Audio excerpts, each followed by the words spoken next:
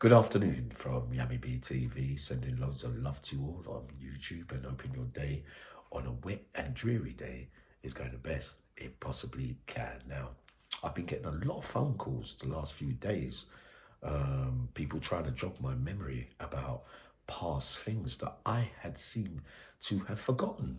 Now, they're trying to help me to remember of these so-called times gone by. Now, the first one, and I was astounded that I couldn't remember all these stories that would have been massive for me, right? So the first one, I was about 9 stone wet, 1987, about 1988, and I was outside Camden Palace.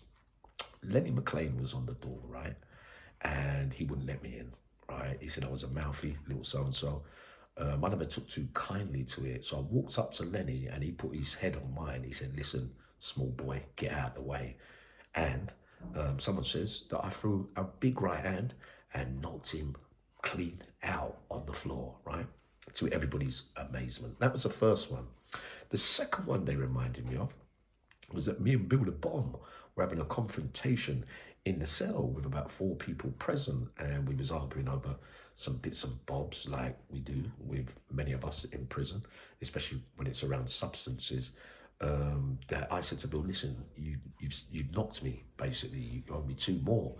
He said, yeah, I mean, listen, just watch yourself and all that. And apparently someone's reminded me that I gave him a left hand and he fell down on the bed and he was curled up like that and all that. The third one is that they are saying and reminding me that I was in the dinner queue arguing with Tate, my old mate, over some silliness, queuing up for dinner in front of a full house, and I hit Pat with a left hand and he fell into somebody else's arms in the dinner queue, right? So I started to rack my brains and try to remember all this.